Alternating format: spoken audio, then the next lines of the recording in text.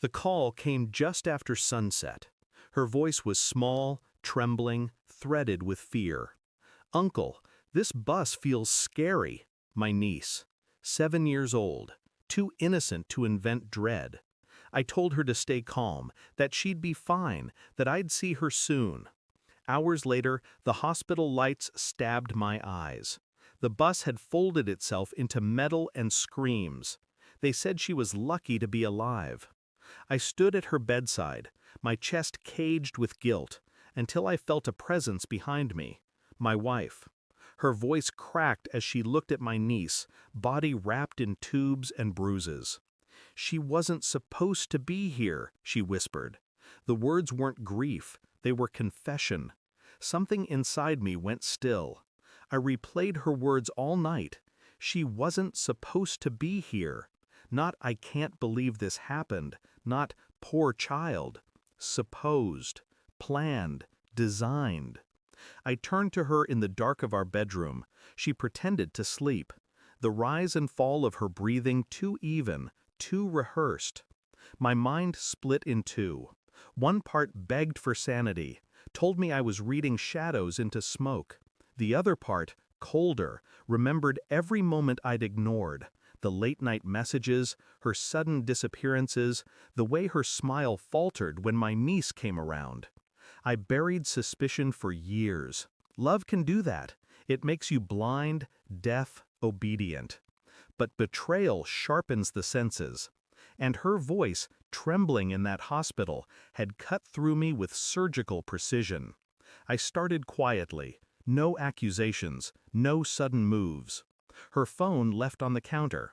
A password I already knew but pretended not to.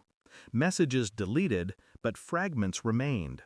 An address, a payment, my niece's school mentioned in passing.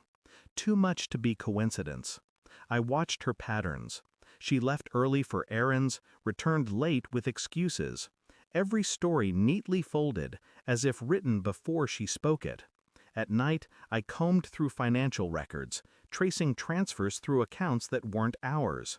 Money tied to names I recognized from my darker years. Men who dealt in shadows, who made accidents look like fate. And in the silence of my office, I began piecing together a puzzle no one was meant to see. The bus wasn't chance, it was arrangement. And my wife was the bridge between innocence and ruin. The evidence came together like snapped bone, unmistakable. A contract masked as logistics. Payments tied to her signature. Calls between her and a man who handled removals. My niece listed as a variable, a test.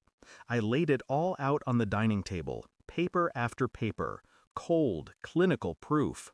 When she walked in, her eyes darted, widening as recognition carved itself into her face. I didn't speak, not yet. She reached for a page, trembling.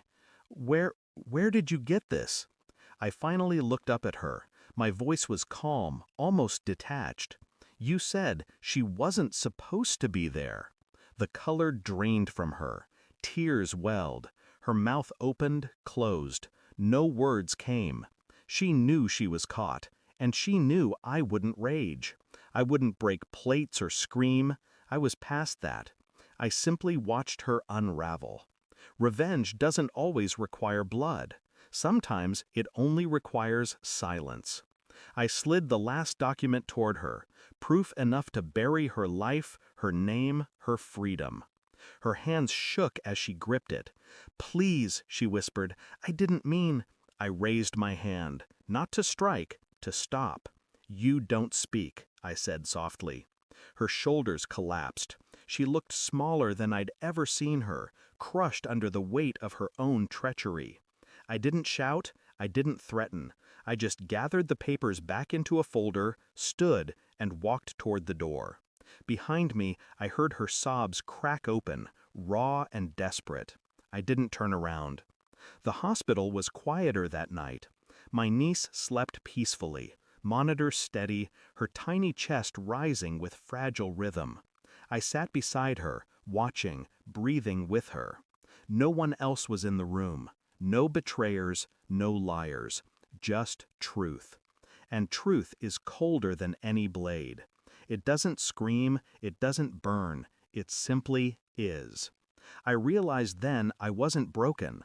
I wasn't even angry anymore. I was clear. The kind of clarity that ends marriages, that severs ties without hesitation, that leaves betrayal behind like ash in the wind. When I left that hospital, I didn't look back at her. Not once. Because the cruelest punishment isn't death, it's being forgotten. Thanks for watching. Don't forget to like, share, and comment. Subscribe now to Cheating Stories Insight World for more amazing stories.